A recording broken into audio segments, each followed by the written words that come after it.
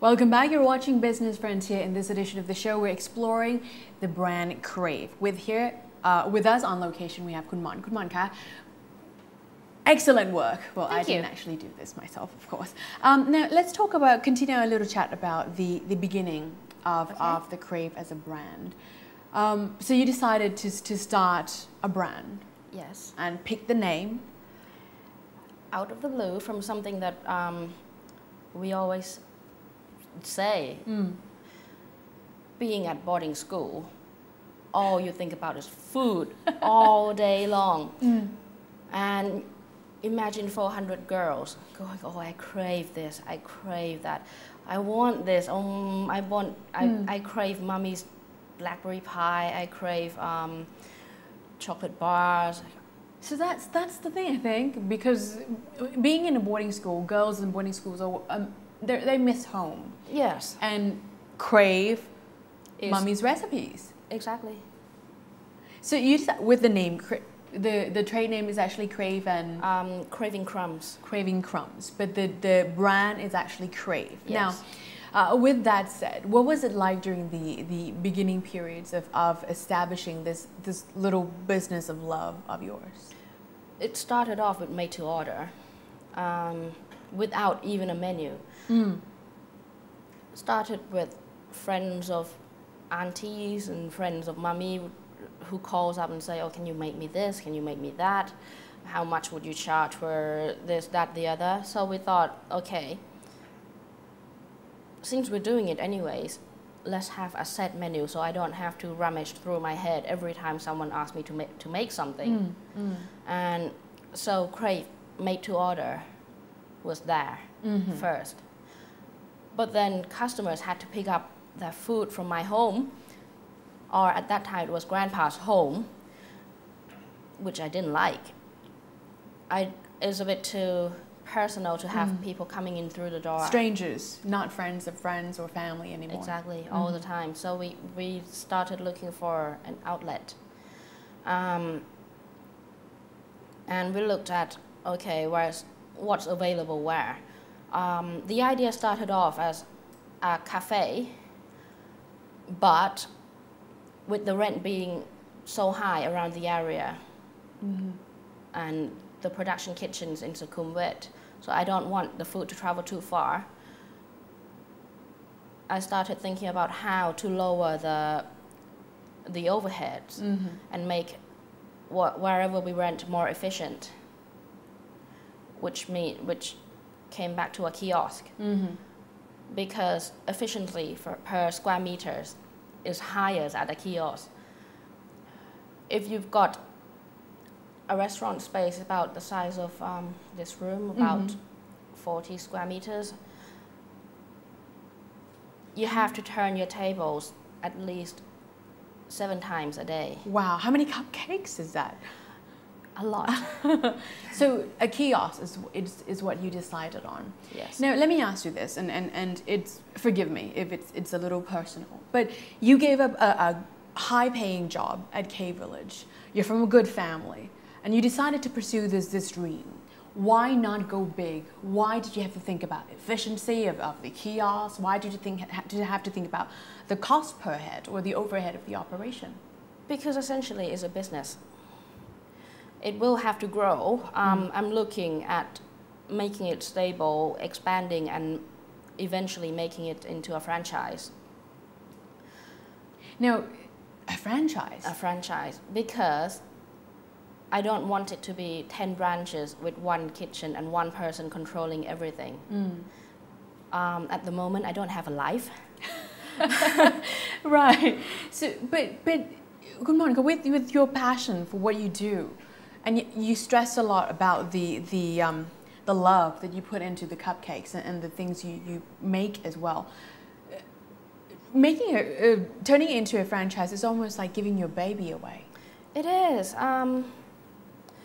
It would be hard when the time comes to actually let go, but I would like it to grow nevertheless. I don't want Crave to stop here.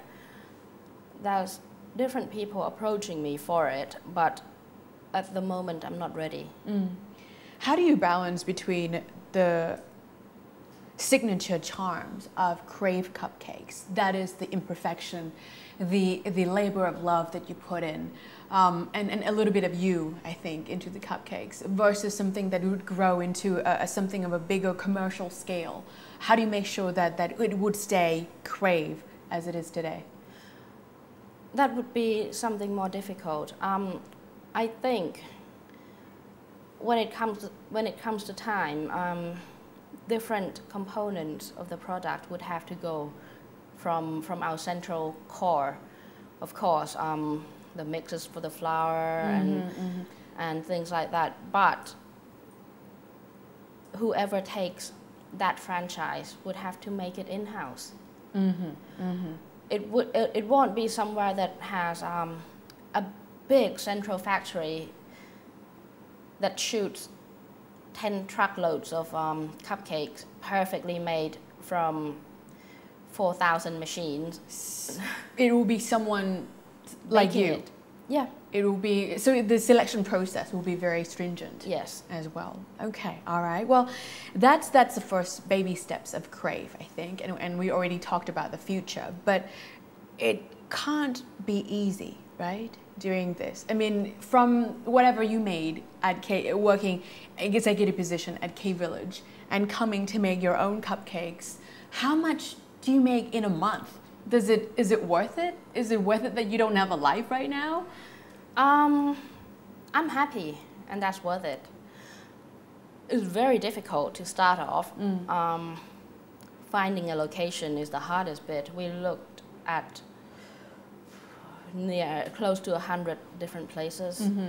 Talked to about 20 agents before we settled somewhere near home. And then comes the customers who, well, some of them don't understand what we're doing because with the Thai market, it depends on who gets there first. And with cupcakes, we're not the first. Definitely not. When I came back, there were loads of places open. But people's perception from those places means pretty little cakes. Yeah, cupcakes are pretty. And they care a little less about how it tastes like. So it was difficult to actually enter the market. It was for difficult Crave as well. We get our first customers were the Japanese around here.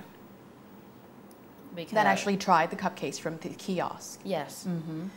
They see the difference between this type of cake, which is American style, a bit heavier, cakier, as opposed to the fluffy chiffon Japanese cakes.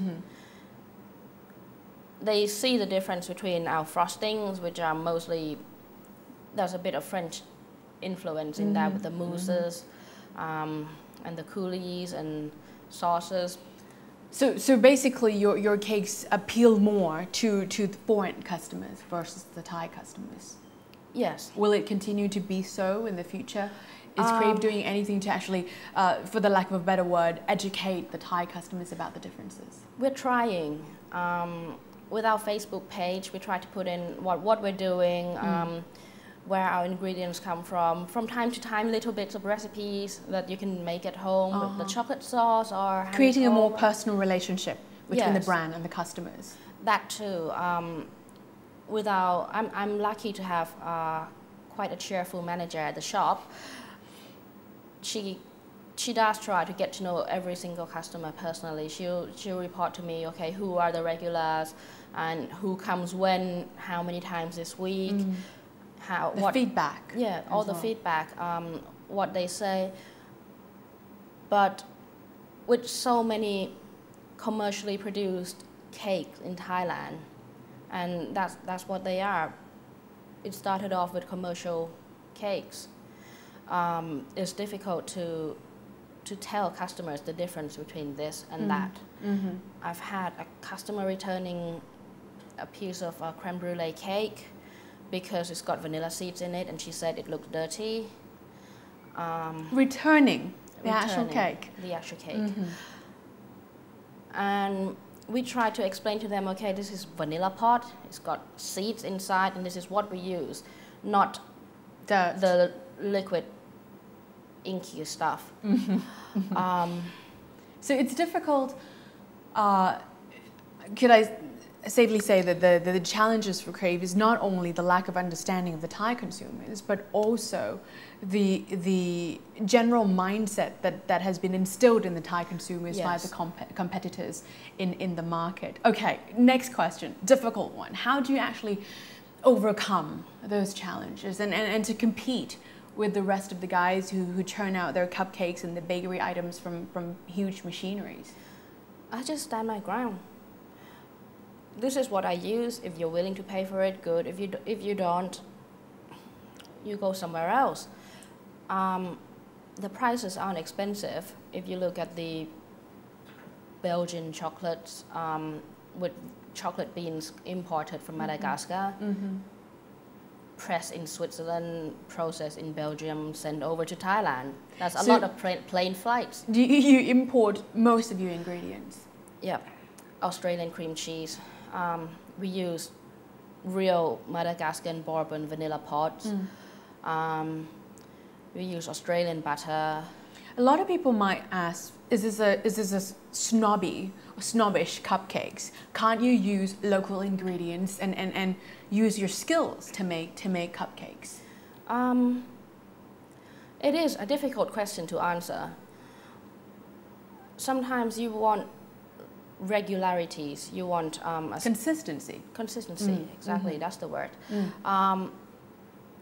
When I came back to Thailand, my family asked me to make them some scones. It always worked. They taste the same. Every time I came back to Thailand, they don't taste the same.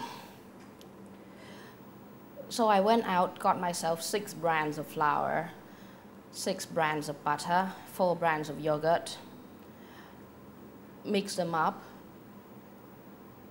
created 48 types of scones from the same recipe. They don't taste the same. Wow, so you're saying that there's that lack of consistency from ingredients that are available locally. Even the same brand sometimes doesn't produce the same result.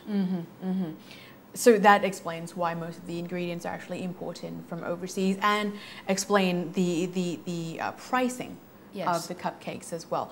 Now, of course, we talked about the beginning of Crave and the difficulties you're facing, and the fact that you're still struggling to fight against those difficulties as well.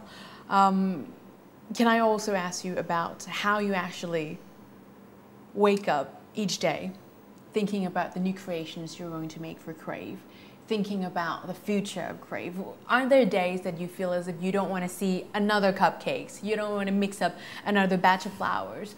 Have there been those days? Definitely, there are those days, but my customers, the regulars, are really nice about it. For people who phone, and I got a few high-profile customers. They phone and say, you know what, I'm not gonna order another cupcake. Can you make me this thing? Can you make me that? Can you make my wedding cake? Can you make me snack boxes? So it gives me a bit of diversion. And so also, instead of looking at those orders as an extra workload for you, you think it's something that gives you an opportunity to use your creativity? Yes. Okay. But what else do you do to recharge? Mostly I train my dogs. So just to break away from the routine of baking. Dogs and puppies are the funniest thing. I agree.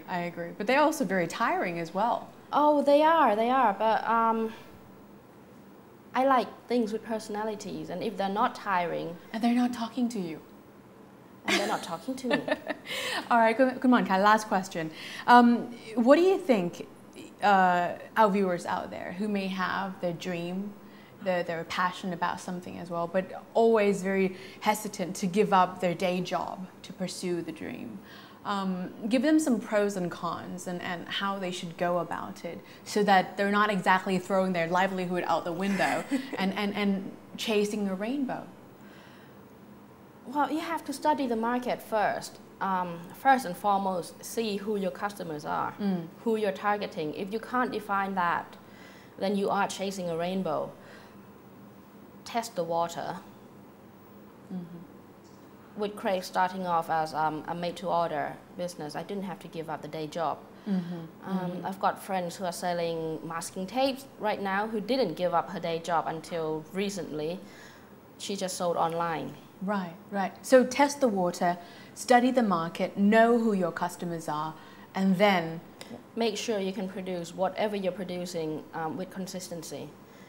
Customers don't want to come back and find something different with the same order. There has to be that trust in the brand as well. Yes. Okay. All right, Kumanka, thank you so much for talking to us today, and of course for showing us as well how to decorate the beautiful cupcakes. And perhaps our viewers can learn a little bit or be inspired a little bit from the insights into the brand or the name Crave, as well as the key to success of this business.